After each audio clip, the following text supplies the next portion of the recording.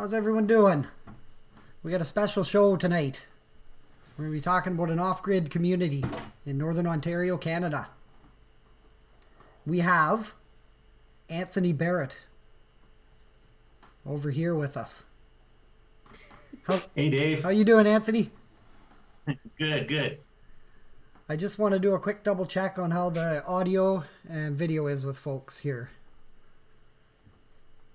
And a little check-in to see who's here. I see we have about 18 people tuned in right now. Homesteading with the Hebert says good. Good? Good, good. Good, good.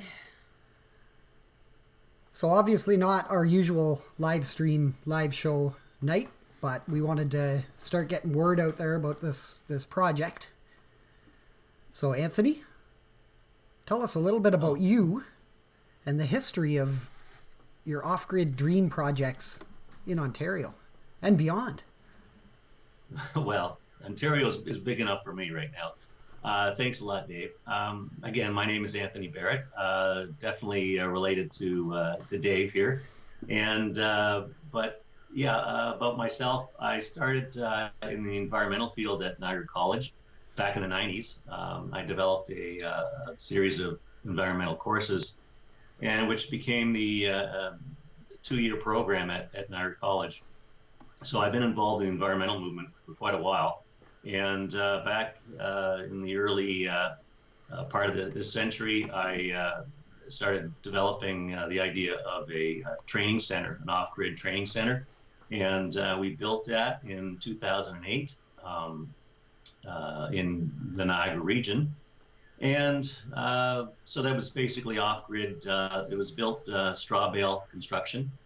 And we ran it off of Niagara College vegetable oil from their kitchen, recycled vegetable oil. So it was, we just wanted to introduce some new technologies, new different ways of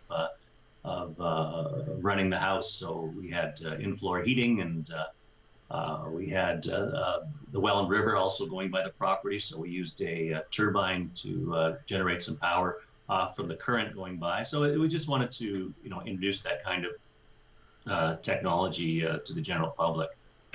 From there, I've been working on I was actually asked by the mayor of Welland they were providing us for free land to build an off-grid subdivision. But after about a year and a half of that, it just seemed to me that there wasn't really much opportunity for off-grid in Southern Ontario. And it was at that point I started looking into researching going up north, and particularly to unorganized townships like you're in there, Dave. And we started the first project about 3 years ago, raising funds the same way we're doing it now to purchase the property without a mortgage. And we bought our first project just outside of Kirkland Lake about, in 2017. And we've been slowly starting to develop that property. And just from the number of people wanting a second project, we launched this in October of last year. And so we've been about 6 months into this project. And we're just absolutely thrilled with the prospect of purchasing this 200 acres just south of where you are, and it looks like absolutely spectacular property. It's on 2 lakes, and it's nice. The terrain is absolutely stunning, and it just looks, it backs onto Crown land as well. So it really has quite a lot of features to it, and I think it would be ideal for us. So. Definitely. It's hard to look. Yeah. It's hard to look anywhere up here and not see the beauty of the landscape. It's just everywhere. Yeah, every video you post is just amazing. It's just I love the ice caves. I think that's my favorite one so far. Yeah. And it's just you just think, well, you're on another planet. It really is spectacular. And so yeah, I can't wait. I can't wait to get up there and take a good look at the property. We've had some members go up there already to take a look, and we got permission from the owner to do that. And they posted some videos I think it's just pictures at this point. of the property, and like I say, it's absolutely stunning. So it's a perfect site. So we'll see how it goes. The two images at the bottom of the screen that you can see here, those are both taken on the property. I guess that was 2 weeks ago they came up to visit. Yeah, they trenched through the snow, and they took some wonderful pictures, and yeah, that was just a couple of weeks ago. So I think there was like 6 feet of snow on the ground at that time, and but they could walk on top of it with the snowshoes, and they came back with some awesome pictures. Yeah, and Amy and Steve, I think, who are in the chat right now, are two of the folks that came up, right? That's right. Yeah. That's right. And yeah. So thanks to them, we got some great pictures. And also Dennis, I don't know if he's in the chat room or chat area yet, but he was. I think he played the driver, and I think he got some pictures as well. So it was sort of definitely a team effort. And so, with the projects, so actually, let's start with project number one. How many members involved now? Because There's sure, go ahead. it's sold out now, right? It is. There's 73 members in a project, and it's very similar to the second project in that it's 200 acres. It backs onto a lake and crown land. It's completely surrounded by crown land. It's about 8 kilometers to the highway.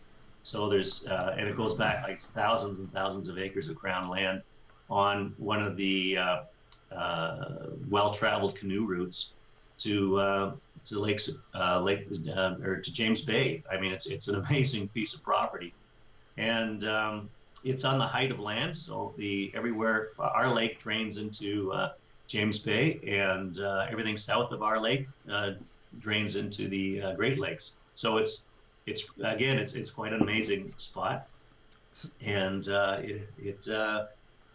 we had to.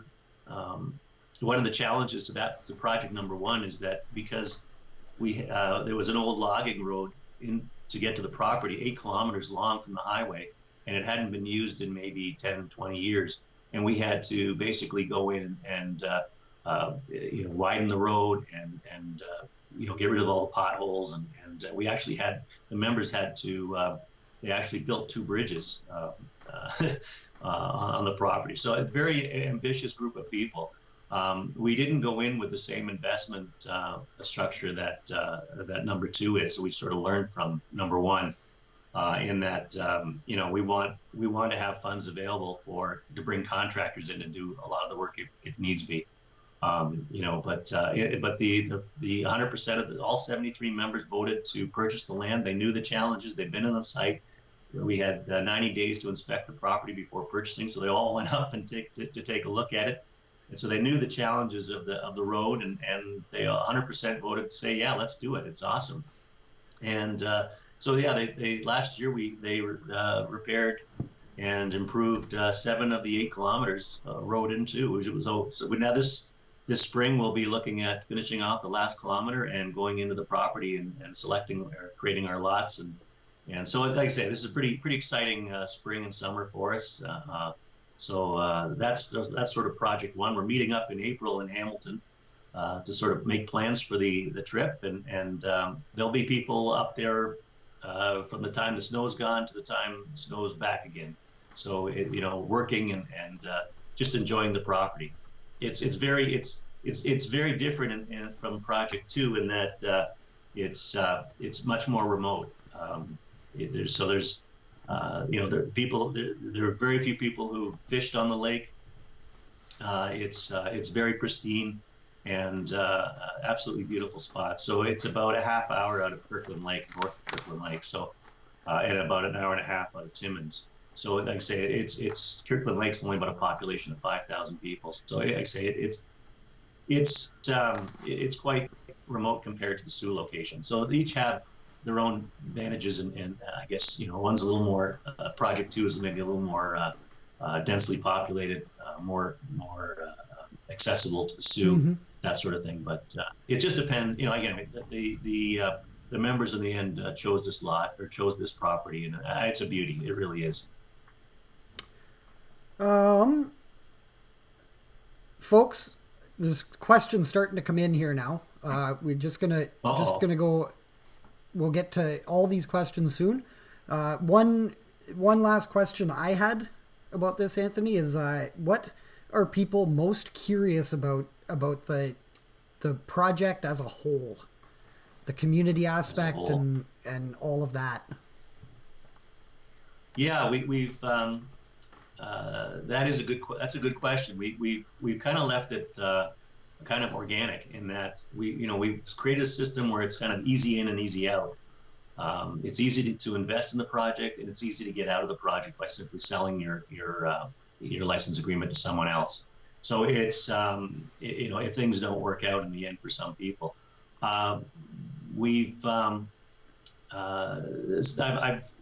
some people have tried to categorize this in certain ways as far as our community development.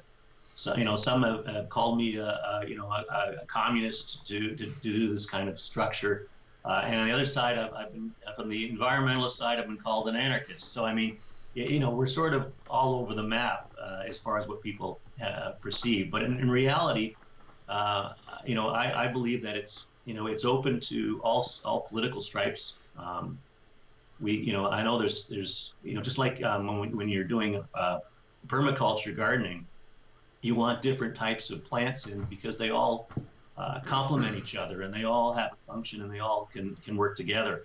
And it's the same way when if you try to say, well, we only want greenies in a project, then they may only handle a problem a certain way. When I find it's very good to get a mix of people that have different ideas, and that really seems to work best, and it's working very well in Project One. There's a lot of diversity in Project One on virtually, basically it's a slice of Canada. And, this country works very well. I mean, we bicker and we argue and democracy isn't pretty, but it works. And I think it's probably the best in the world. And I think a lot of that is to do with our diversity. And because, everyone sees a problem differently, and therefore they come up with different solutions to it. And there's going to be no shortage of issues and problems, going off grid on this kind of project. So it's, we look for the entrepreneurial type, and they sort of self-identify. They look at problems as a challenge and as something to take take a hold of, rather than something that holds them back.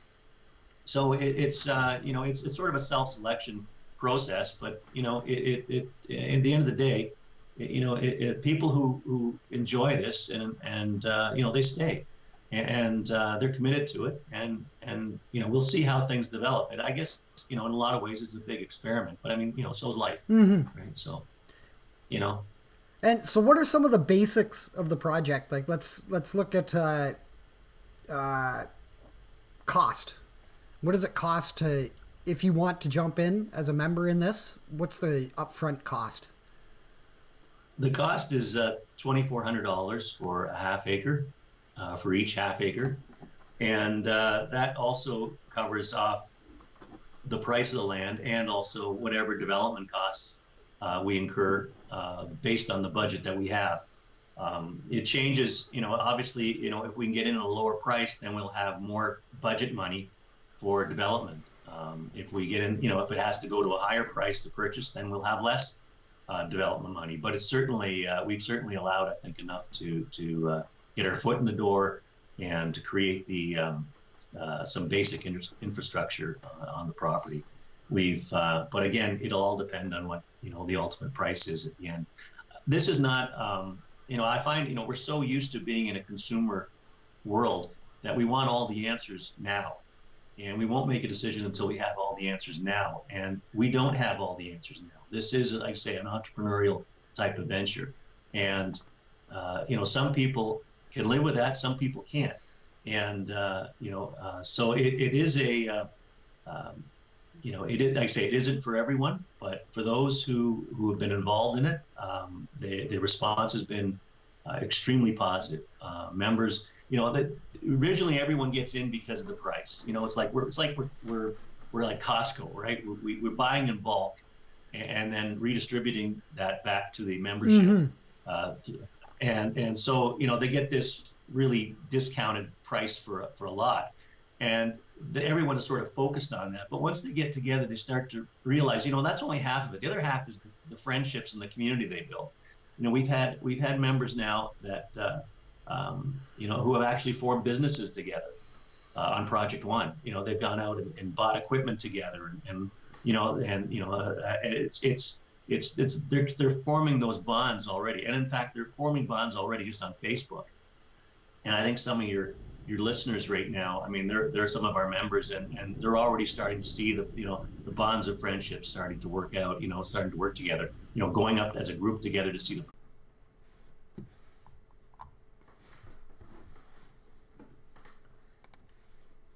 I don't know.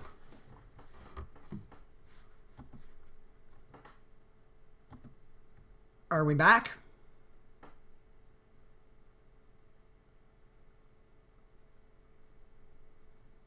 Okay, we're back. Okay, I got to get Anthony back now, so just give me a sec here. Anthony probably doesn't know what's going on. But yeah, something got hit by lightning nearby. Yeah, because we're on the solar right now, so it's not our hydro that went out.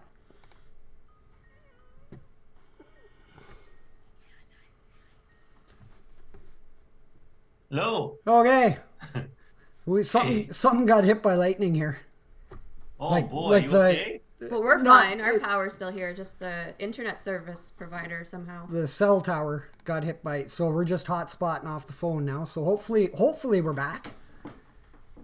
All right. Well, that's pretty exciting. See. Yeah. I'm not gonna hotspot off. Should I hotspot off your phone too here, or or is that gonna dry? No. Okay, you're back now too. No, I'm on your phone. Oh, no, you can just stay on there. That's fine. Are we live or? Yeah, we're sorry. live. Sorry about the interruption there. Okay. No, I just kept talking. I might have been talking for another 10 minutes before I realized I was off. The most important 10 minutes of the show. Okay. What's that? The most important 10 minutes of the show. Maybe actually, sure. yes. Keep an eye and see, because if the tower comes back on. Yeah. I think, no, it's still not working. Yeah, there's a lot of lightning out there, so. Wow. We'll just carry on as we were. Do you remember what you were talking about, Anthony? I have no idea. Okay. I think something to do with the property, though. The upfront cost of the property and what that covers. Very good. Thanks, man. Yeah, the cost, like I said, it's a very discounted cost because of the way we're doing it. It's basically is to allow people who, particularly millennials who are being shut out of the housing market, an opportunity to get some property. Our treasurer of our board of directors is 20 years old. That's so it's great to see young people get involved in this project, and that's what I was really hoping.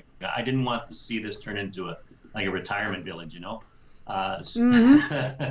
So it's great to see young people get involved, and they see it, as an opportunity, and they're already. You don't have to convince them of off-grid. You don't have to convince them of composting toilets.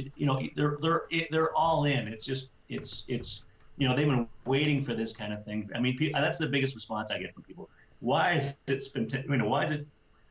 taken so long? I wanted to do this 10 years ago, and so there's this real, I don't know, almost a, instinctual kind of process. It's like, this, what we're living in right now is not right. It's not normal, and people are craving this kind of back to nature kind of process, it's so anyway, it's a very inexpensive way for people to get their foot in the door, and the fact that it's so close to the Sioux means that they can maybe commute if they can get a job in the Sioux. Actually, there's a few people who are currently in the Sioux who are members, and so they're it's going to be a natural transition for them, or at least a lot easier anyway. And but the Sioux property is only 2 hours by flight. and there's three flights a day going from Sault Ste. Marie to Toronto Island, which is virtually downtown Yeah. Toronto.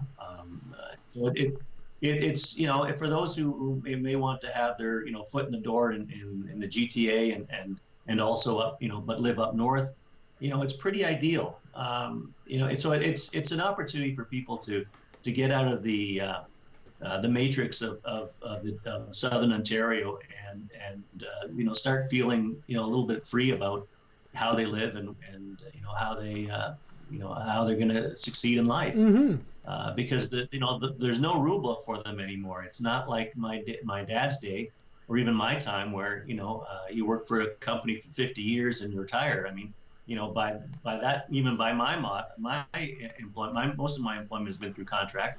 And if you worked for a company for 10 years, that was basically the life cycle of a company. Now it may be as low as 5 years.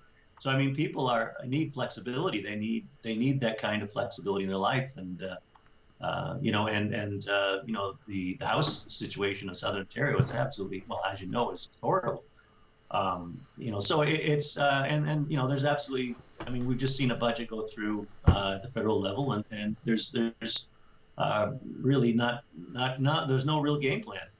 So it's this is an opportunity for people to get their foot in the door, and so they can if they wish, they can sell their license agreement to someone else down the road for a higher price if they want.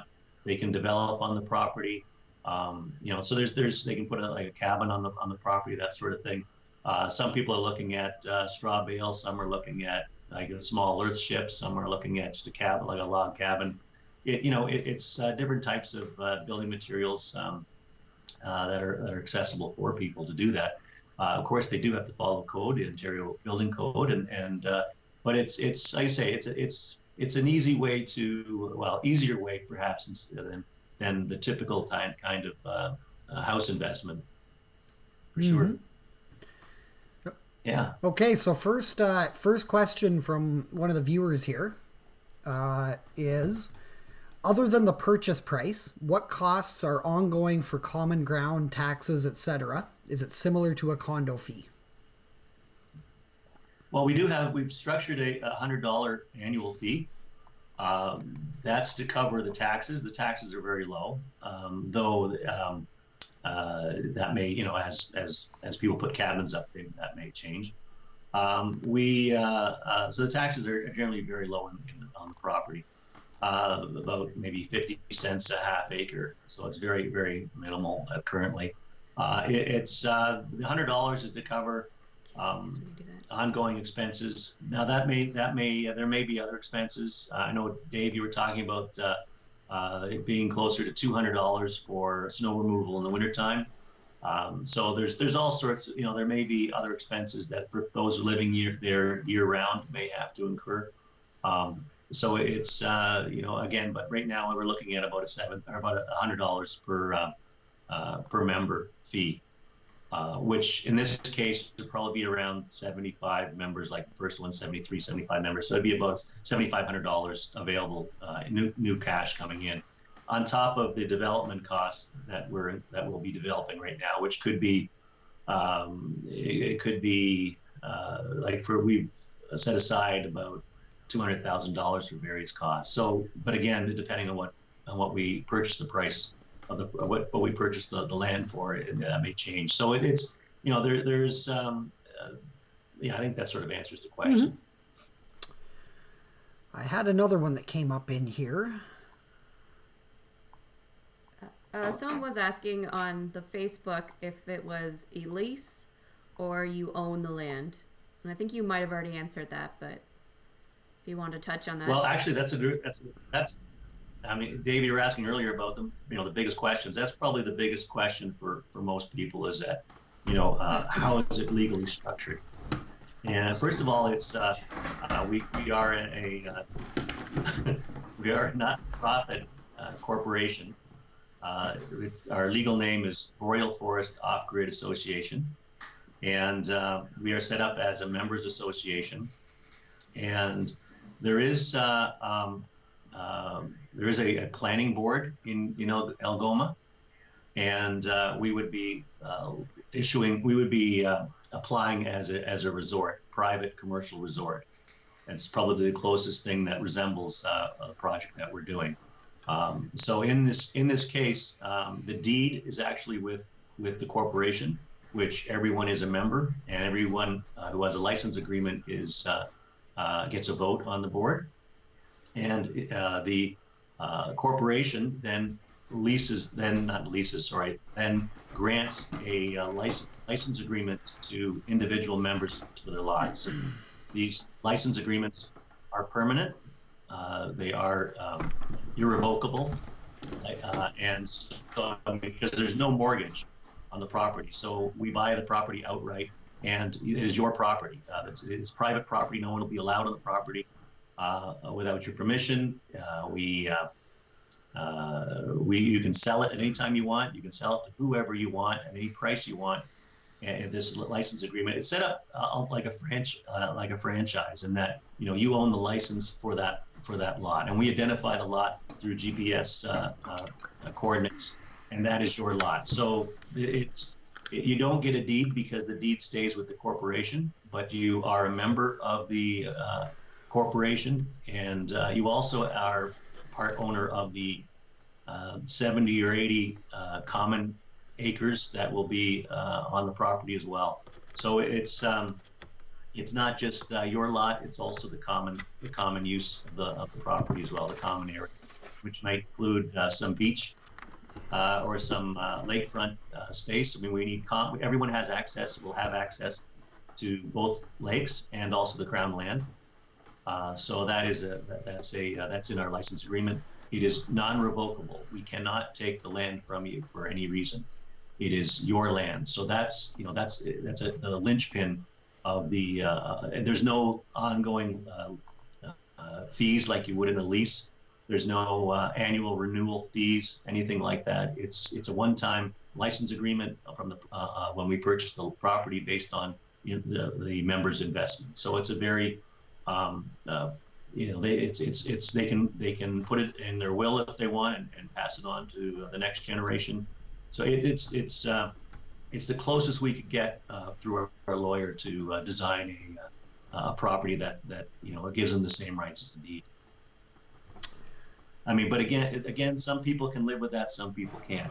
But they have every right. They have every right to say as a deed would be. So we've done the best we can with Mm-hmm. it. Is the way it's structured legally a way to get around the RTA? The RTA, I'm not sure what that is. Jim, can you clarify the RTA? And while you are doing that, Jim, I'm just going to try and switch back to our regular internet here. It looks like it has come back on after whatever the lightning strike caused. This might kind of shut down for a second again, but we will be right back. Fingers crossed.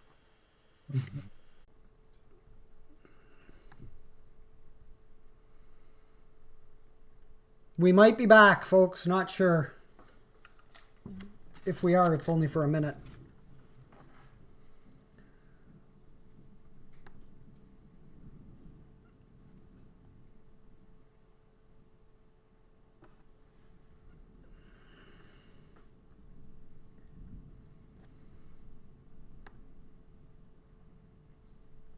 It's still live.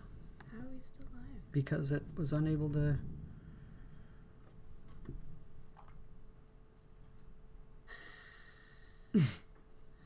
No, that's old. Yeah.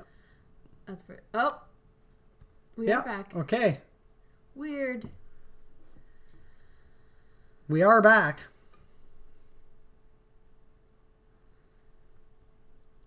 I think. Did you hear it? Okay.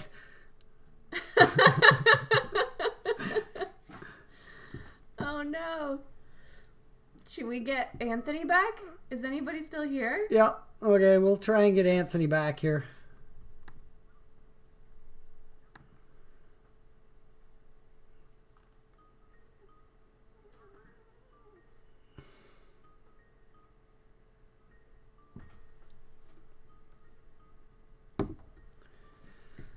Just a matter of getting Anthony back on.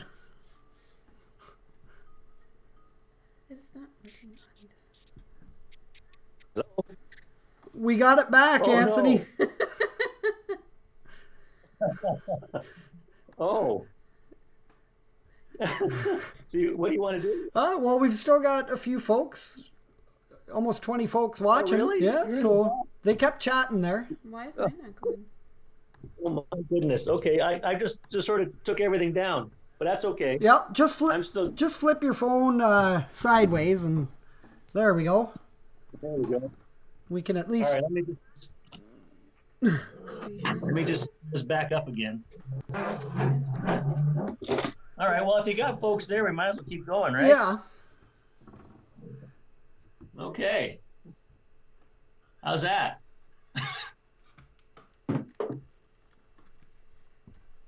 Okay. Wow. Boy, you guys are prepared for anything.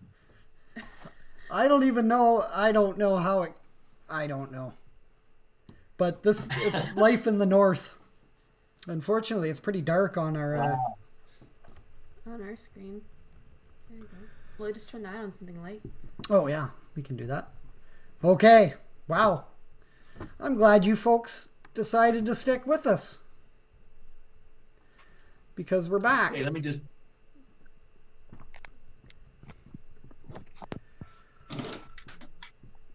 They did better than me. The storm knocked you sideways, they were saying there. Yeah. I was already packing up. Yeah, I managed to get back in touch with Anthony over Skype there, and I was showing him the hail that was coming down out here. I'm surprised I was even able to do that. But okay, we're back. So we've still got Nixon is still here. And Nixon has a question about. Just one Okay. sec. Just one sec, Okay, though. Who is still here in the chat? I can see there are 18 folks still watching. I just want to kind of see who's here as far as is interested in talking more about the project, and who is more here just to chat in the chat box. Well, Nixon just asked that question. Yep.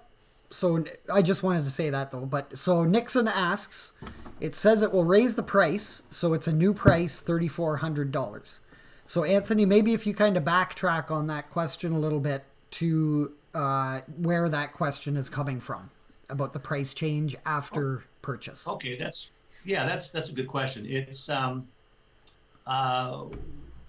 price of the half acre is $2,400. There are some people that have indicated to us, potential investors, that they're basically hanging on until a group of us purchase the property, and then they're interested in purchasing. The problem with that is that as more and more people hold back, because there's some risk involved, right? So until we actually purchase the property, some people are saying, well, I don't want to take that $250 risk, and are saying, well, let other people do the heavy lifting. And so the members decided that if they're going to wait, then after purchase, then the price would be changed. Just like any investment, the ones who are getting in early are taking all the risk. And so it's just a way of of recognizing, giving a benefit for those who are investing now before we purchase, and giving them a bit of a reward afterwards if they look at it that way. It's not to penalize people who purchase afterwards. It's basically to get people on board now. This is when we need people. And they're responding. People are investing much more this week than they were last week. So it's the momentum is starting to build, and that's great. That's great. So that means we can raise the funds that much quicker. That means we can go in with an offer that much quicker, and that way everyone gets what they want, and that's the property. So it's just a tool to try to get people to invest now rather than later. So anyway, I hope that's So the I hope price. that answers So it. the price is still 2,400. It's not. It's not Yes. gone up yet. Oh no, and it won't. I mean, we need first of all to collect the investment, and then we need to negotiate the offer to purchase, and then we need 90 days to inspect the property. So we're at least, you know, 4 or 5 months out. So that's, we're giving everyone lots of opportunity and lots of notice, saying, okay, we need you now. After purchase, it's not as critical, but we need you now. And that's kind of that's why the message, the members decided to step up and say, we don't want people sitting back and waiting, and getting into the same price that it took for all these other people some have been investing since October. Mm-hmm. So it's a way to reward people who invested from the beginning, and just basically try to light a fire under people and say, you know what, fence sitting is over. It's time to make a decision, and if this is what you want, then we're take advantage of the price now. Yeah. Okay. So we have two more questions. Yeah. One of them was, you mentioned $250. That is it's a non-refundable down payment. You don't need to put the $2,400 down until you've purchased it. And are you going to purchase the place before all the investment that you hope to get is there? Okay, there's a bit there to unwrap. The $250 is an administration fee, so that is for the first half acre, and then every half acre after that is $200 a half acre. That basically covers all the ads that we're running, all the administration fee to do this. The rest of the $2,400 goes into a separate bank account, which is controlled by the membership now. I'm not a part of that. I do have access to the online banking, so I can be able to issue receipts, and that will begin. We just opened a bank account. Our board of directors have just opened the bank account on this past Saturday. So I'll be creating the invoices for the people who have already signed up over this week, and we'll start collecting that investment. So it's we're not going to wait until we get all 112 acres sold. We will start negotiating as soon as we think we have enough money to cover the purchase of the property. So there was other part of that question that was kind of important. I've lost it though. Do you pay the $2,400 up front then? And then you only... Well, yes. But you get back everything but $250 if it doesn't go through? That's correct. If someone... Yes. Now, we will... Once we start... before we start negotiating for the purchase, I'll give all the investors, all the members a 24-hour notice saying, okay, we're now going into negotiating. That locks their funds in. I'll let them know that, while I'm negotiating, I can't, that you can't pull your money out because I'm going to be negotiating based on the funds that are in the account. So that during the negotiating period, their funds will be locked in.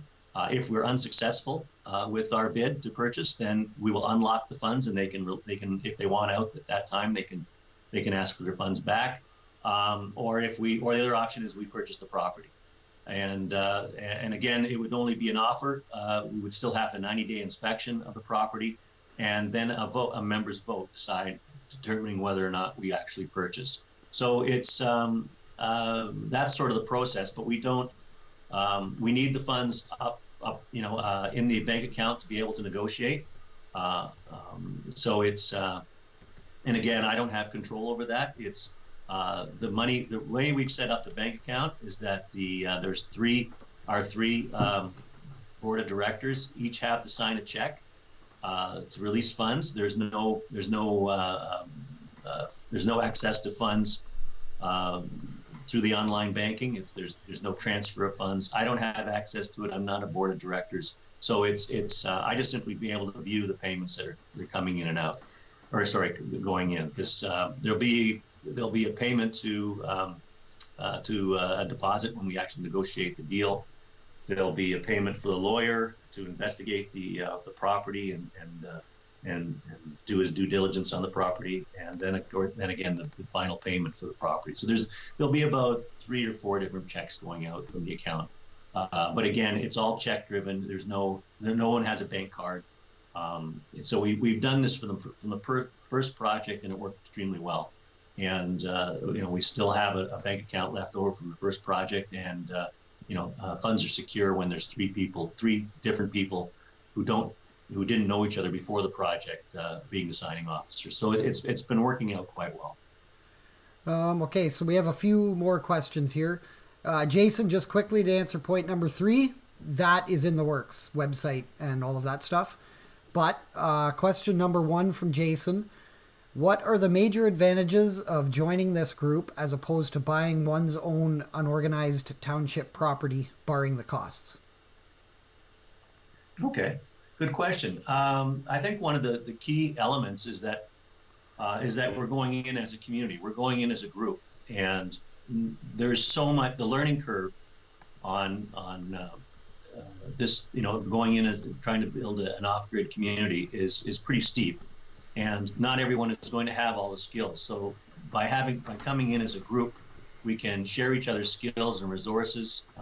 People are already naturally doing that. They're saying, they have vehicles and all sorts of different things to help in the development of the property. So there's instantly you have all this resources that are coming to the table.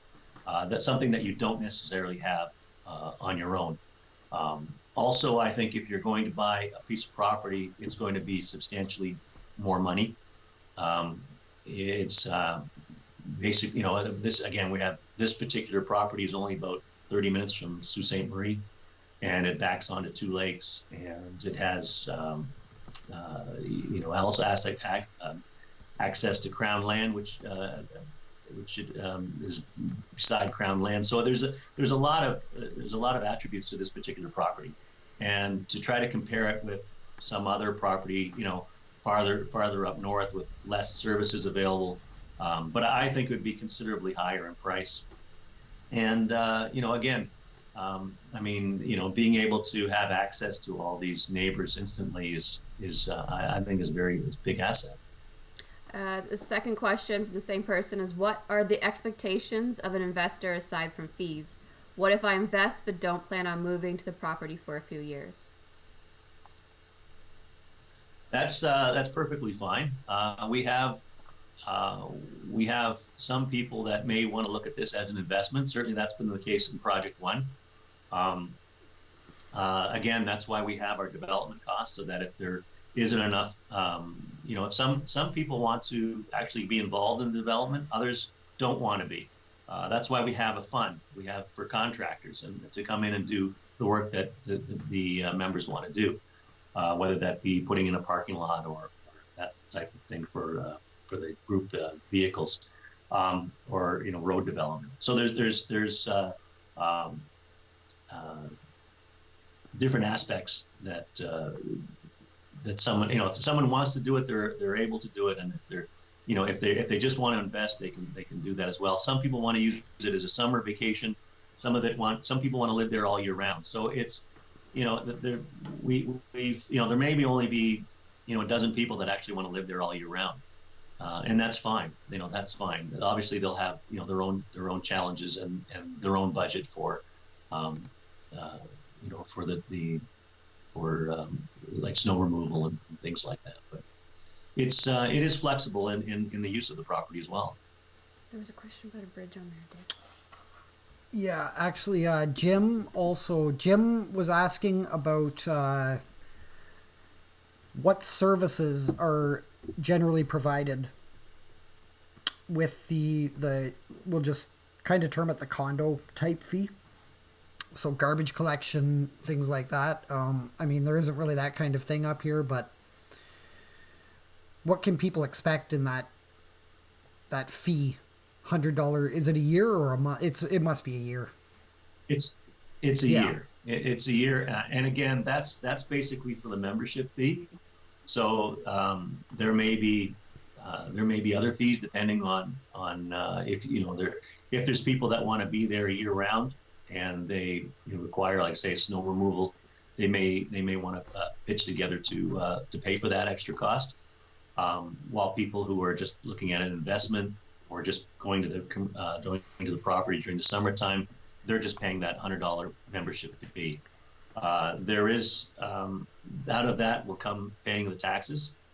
And there may be there's we will probably again there'll be snow, there will be a garbage collection, other types of, like I say, there'll be about $7,500 annually from that fee alone to cover some of those costs, garbage fee and garbage collection. We may have to rent a bin, a large bin with a lock on it, and that sort of those sort of fees. Until we actually get in there and start developing how much money we actually have to work with after the purchase, and start setting up on our planning committee. So we'll try to figure out where how everything's going to be set up. We have a planning committee sort of working on right now with our own private page, and they're working on the bylaws as well. So there is work going on in the background that as people become members, they can get involved in the planning or in the let's say in our bylaw structure, that sort of thing. So the nice part is that because there's going to be so many people, not everyone needs to get involved all at once, all at the same time, and that's that's sort of typical. It's the same way in Project One, is that we have people who are up there all the time, all summer long, and others that aren't. So they say it's people that enjoy the property as they want. Okay, we got more questions here. Yep. This question might be a little bit too in depth, but you may be able to break the answer down into a somewhat short answer. I would love to know how project number 1 members set up their decision-making process as a group. Okay. Well, we have an online voting system called it's Lime Survey, and it's a platform in which we can have our members vote on various issues. We've broken components up into committees in which people participate on committees and decide as a committee. Like right now we have a road committee is the big one right now, and what costs are involved to put the roads in, what how is it going to do, who's when are they going to meet up north to do this, so right now there's most of the work is done through committee work, and if they need a budget, they can present that to the board for funding, and then the board issues the payment and monitors the money trail. So it's that the board is, or the committees is probably where most of the work is done. Okay. I don't know if I understand that question, but Which one? that one you're on. Yeah, this one's a. Is there a road already going to the property, and where is that road coming from? And if there isn't, is that included in the initial cost that they're putting out? This is, I guess the question's about the Algoma property. Yes. There is. Yeah. I guess the short answer is there is the highway runs right beside the property, and the owner is telling us that he has a permit to put in a bridge, a culvert type of bridge across the Root River, and he says that cost is going to be about $30,000. Now our budget, we've doubled that to $60,000 in our budget to cover that cost. Now that being said, some of our members who went up to take a look at the property says there's a southern entrance to the property, the one with the Root River is in the northern section of the property, and so there might already be road access through the property. So that still has to be sorted out with our lawyer and a spring visit. to see how much accessibility we actually have to the property.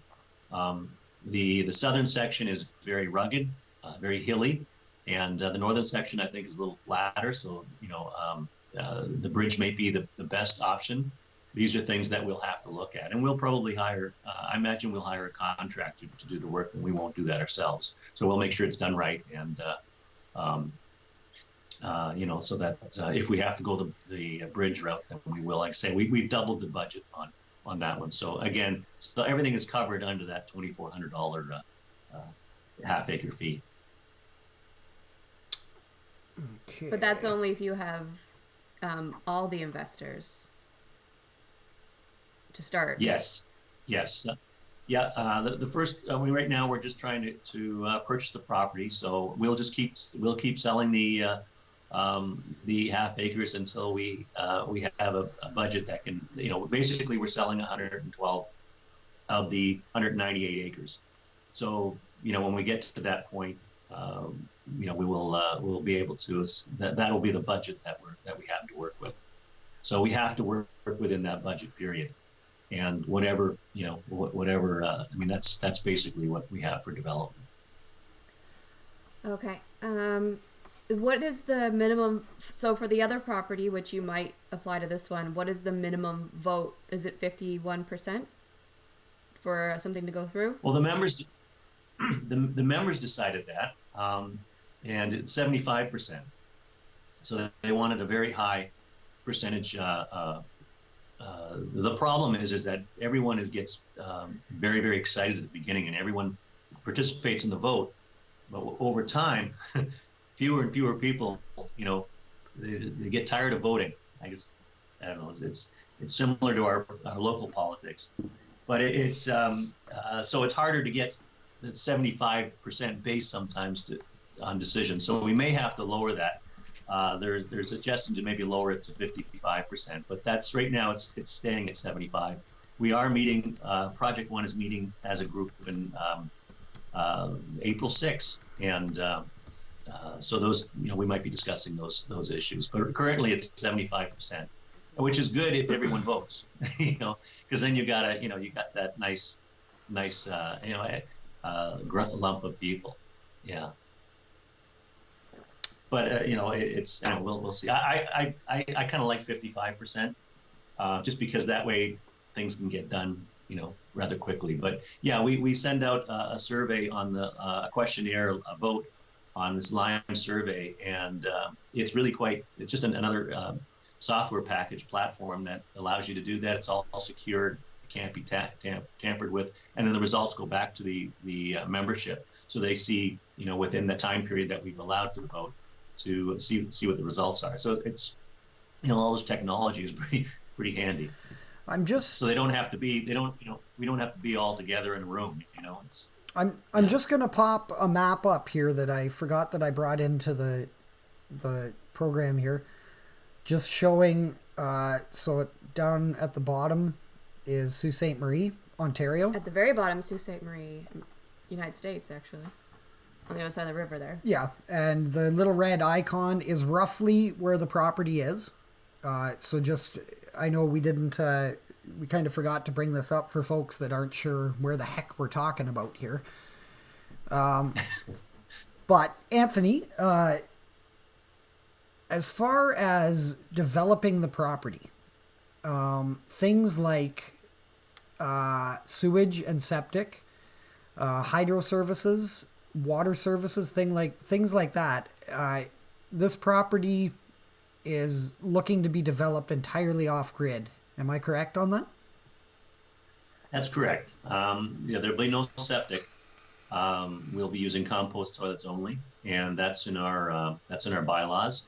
And that I believe you're not even allowed, because the soil is so thin on the property. You're not allowed to put in septic systems. We will be using gray water systems on the property as well for our gray water. And so the power, there will be no services. Just the services that we create on our own. So we're looking at solar, any kind of technology that people can bring in. There is a stream on the property, the owner says, which he says might accommodate a water turbine for electricity, which is kind of cool. We'll see. We'll see how what that's like. Um, and I don't know if wind is an option in that section of Algoma. Maybe perhaps in the wintertime. I don't know. So there's and water. There's a spring-fed lake, which is Red Rock Lake on the west side, I believe, and there's also the spring that you pointed out on your um, Facebook or on your website, the local spring just down the road from us, so which doesn't freeze in the wintertime. So there are options, but again, it's off grid. It's not. It's something that everyone needs to recognize, and that it's going to be a challenge. It's ingenuity. What can we how can we put this together and live comfortably? And there's technologies are out there that are out there and that we can tap into, and it's for people who are up for the challenge, like yourself. Your February experiment there off grid. I mean, that was pretty cool. Tuning in and seeing how you guys adapt, and it is very adaptable, and yeah. And with the wind thing, if you're willing to invest in getting your turbines above the tree line, there might be some success with it. But we've been tracking our wind here because it's something that we had thought of doing. And although it does get windy in the clearings and things like that, like generally where you would have your house or something like that in a cleared area, you're really only getting gusts of wind coming through. Right. And there are some big wind farms here, but they're up on the tops of some of the highest peaks here. But at ground level under the trees, it's not something that we currently are interested in investing in, simply because really we only get the gusts in here. You need a really big tower to make it work, so that'd be something that'd be quite expensive that maybe as a collective you might be interested in if it's necessary. Yeah, that's fine. I thought I saw something. Yeah, that's something. Another advantage of doing this as a community is that we can pool our resources, particularly for energy. The nice part about this property is that there's some very high peaks, and we might be able to put a tower on one of these peaks to provide. But again, like you say, it's an expense for intermittent power, and that's something that would have to be tested, I think, for a while before someone puts that kind of investment in. So it sounds like there might be some public access right now on the property. There is access through the portage at Mackey Lake and Hayden Lake. Is there something? Do you guys plan on allowing public access to continue, or any word on that? I certainly hope so.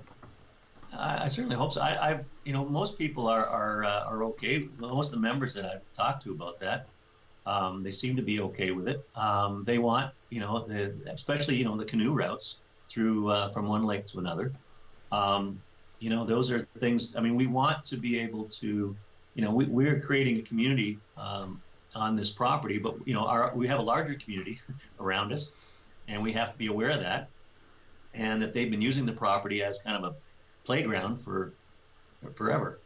And we want to have good relations with the neighbors, and I think that would be a good way of keeping relations good. That it's not. I don't think it's a huge inconvenience for us to have the occasional canoer go through, or snowmobiler, or things like that. If there's already a trail in place, I think we become more successful as the community expands. So if we become a part of the overall community of Hayden Lake, that's great. I think that's overall, I think that should be our target, is becoming a whole part of the whole community that's already been there. It's been there for a long time. Exactly. So it's we're not going in there in isolation. We want to be a part of the community. We want to be a part of the Sioux.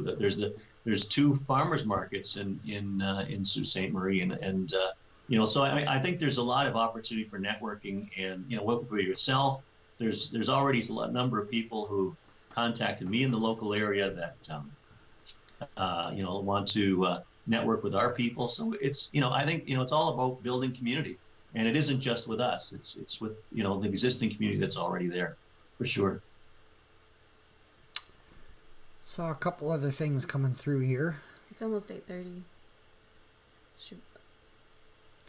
It's almost past my bedtime. Yeah. If we missed a question, we're probably not going to do this for too much longer, so type it again at the bottom of the chat, and we'll get to it. Otherwise, I think we'll be wrapping up pretty soon. Why don't we aim for 8:45? We'll wrap up in 15 minutes. Sounds good. Yeah. So one thing that might be very difficult would be dividing lots. That's a question I personally have. So it's as you said, it's quite an interesting terrain. How do people get to choose their lot? Is the lot going to be given to you? How does that work? Well, it's basically comes down to how they invested in the property. So we will go in we'll form a committee to identify the lots using GPS. We're in the process of that this spring in our project number 1, and there'll be a lot of discussion about that in our meeting in April. And once the lots have been determined, then it's basically the first person who invested will have the first choice of lots, and the second person will have the second, and so on and so on. So it's basically they get to choose as they invested into the property. So the ones that took the biggest gamble, they get to pick first. In our case, it's his name is Braden, who's the first investor in, the 20-year-old who's now the treasurer of our board. He was the first one in back in September, even before I really started off. He just said, "I'm in." And so he's actually he builds canoes, and he wants to do that up in the Sioux. So it's pretty anyway. That's the way we see how the lots will be divided. So all the lots will be like relatively good. There won't be like marsh lots. And someone says all owners' land will be dry or partially dry. There will be, we'll obviously when we're setting up there's some areas that are designated on the property as marsh, and obviously we're going to have to set those aside as common land. It's not so much that area I'm concerned with as it is the hilly area. Yeah. And to see, what we need is at least a good building lot size out of that half acre. And so that's, that'll be our project, is make sure that at least every half acre has at least a building lot size for in the half acre. Some are looking at, the average is about an acre and a half purchase. So, that gives us a little bit more room to a little more wiggle room for that building lot. And we're also, being off grid, we're also hoping that, keeping the cabins or the cottages that people build is relatively small. One of the questions that someone had was about about whether someone gets a deed. Actually, you'll have more freedom in your building choices than you in this format, because would be registered as a resort, than in a private property, single deed property.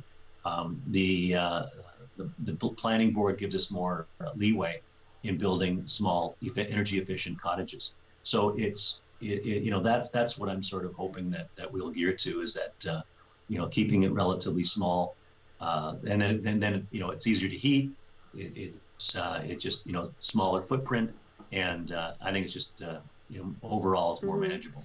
Someone was wondering if there's if someone invests, is there a time period to build on the property? I'm wondering, that could go either way. So there must be some sort of delay after the investment, obviously, and after the purchase, and then there's no time period in which you have to build, though.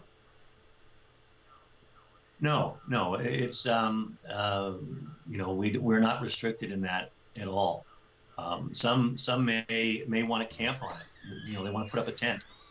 It's others may want to put a cottage or a cabin up relatively quickly. It's everyone pays the $100 annual fee, but it's everyone's use on the property, it may vary. And no, I mean, if some people may not want to build on it for quite some time. We have in Project One, I know there's a few people that have invested for their grandchildren. So it's not necessarily, there's no restrictions or time limits on when want to build. On the high end, but there will be some sort of like you haven't built yet in the other property you bought, and that was 2017. That's right. Yeah, we bought it in October 17, so it was kind of late in the season to do anything that year. And then so we and last year we spent all the time improving the road into it. So building the 7-kilometer road, and so now that's done. So this year is our big push into the property and measuring it off. There are some people that want to be in this year. Even if we may have like a common area for sort of launching, so they may end up being in that on that spot for this winter. But I hope not. Hopefully they'll be on their own property by the end of the season. But it depends on like I say, the Project One is more dependent on volunteer work, and Project Two is not. Project Two will have contractors and so it's a little structured a little differently that way, but hopefully they'll be in by the end of the summer. But again, it depends on how many show up for the work crews. Someone was wondering if I'll be there. Someone was wondering if you could use a shipping container as a home. Well, how do you get it in? I guess that's the big question. Technically, you can do it. Physically, that's the question. Again, if we end up putting in the bridge in the north section, the land is flatter. Yes, I would think that would be accessible at that point. In the southern section, where it's more hilly, I think it'd be difficult to bring a container in. But again, it also depends on the size of the container. If it's basically just common sense. What works and what doesn't. So it's certainly it's an option perhaps.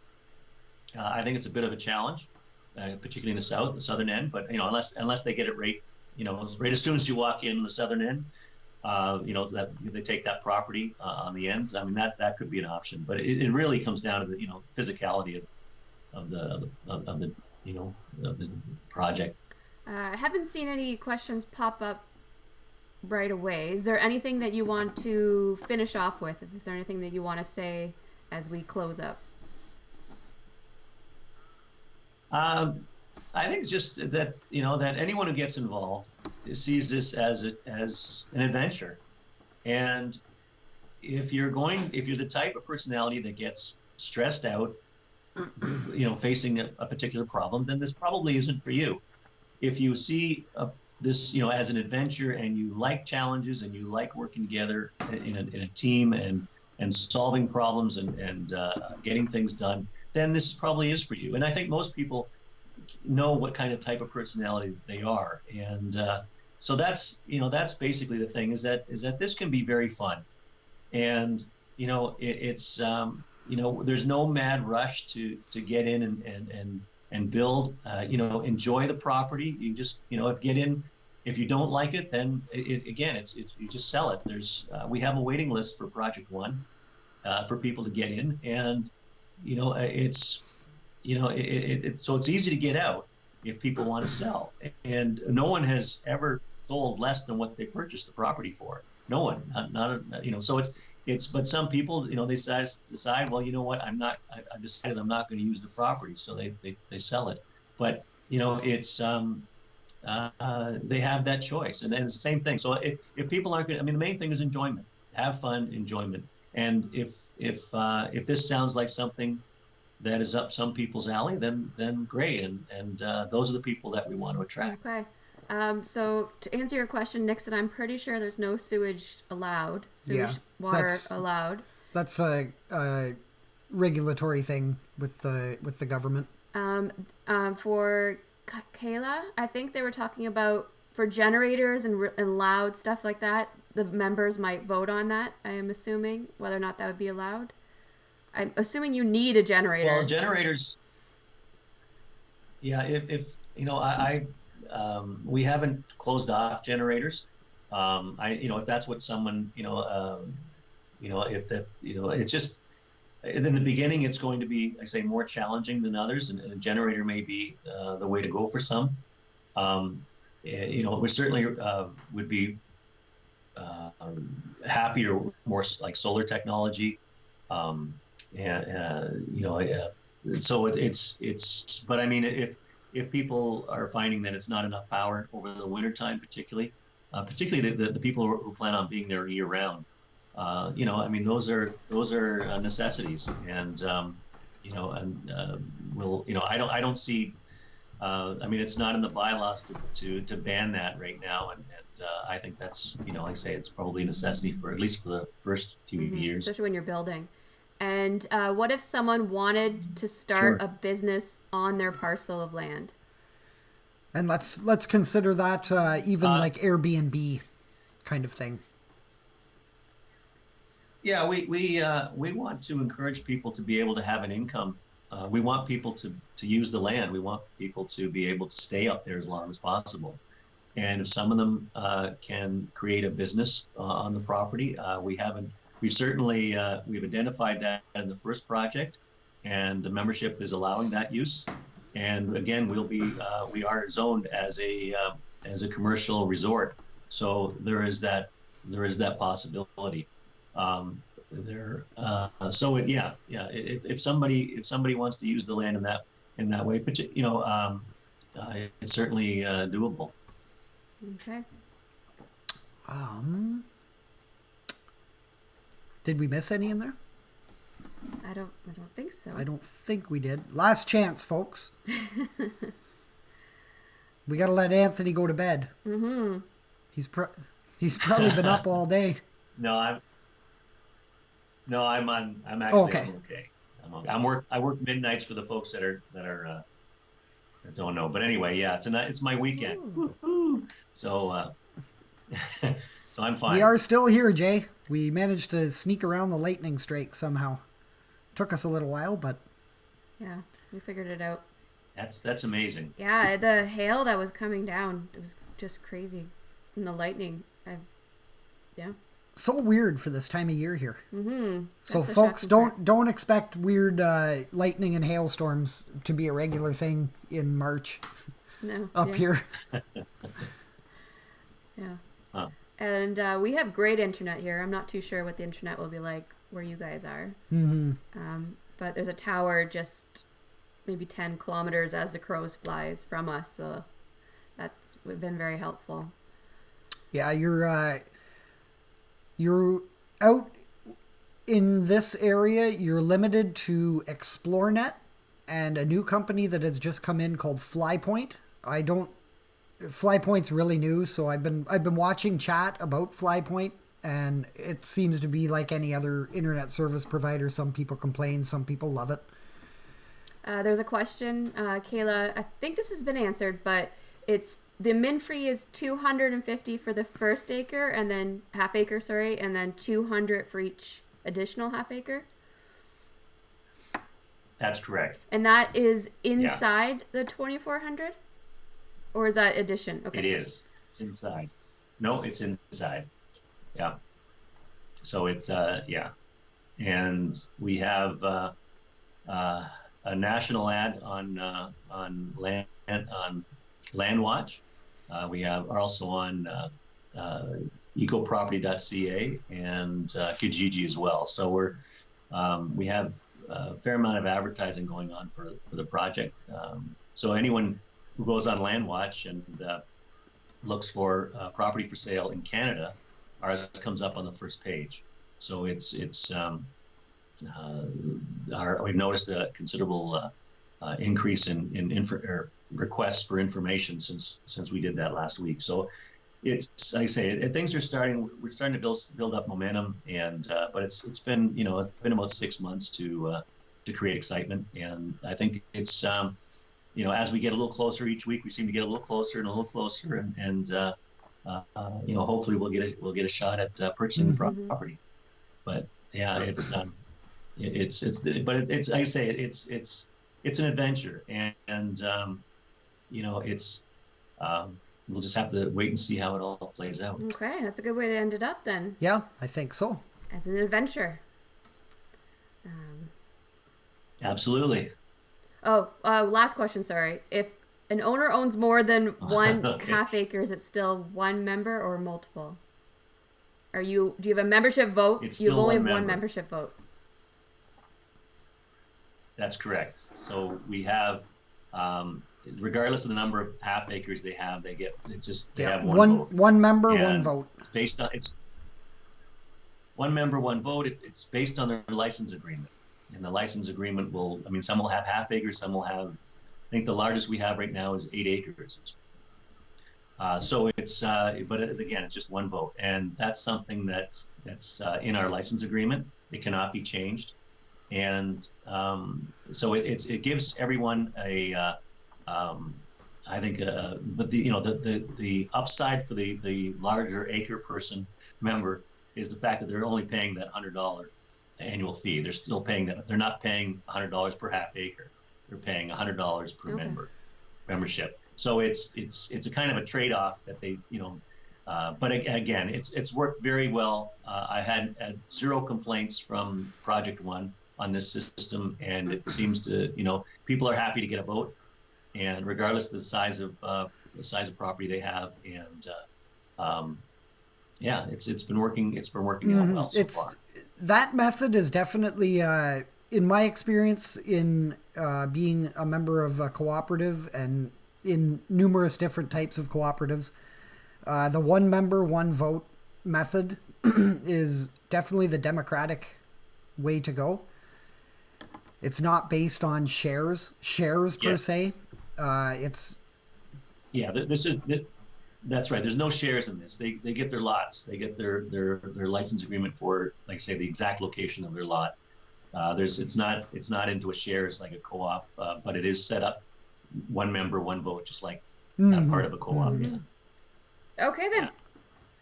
So I think we've sort of taken bits and pieces from all over the place and sort of put it into one package.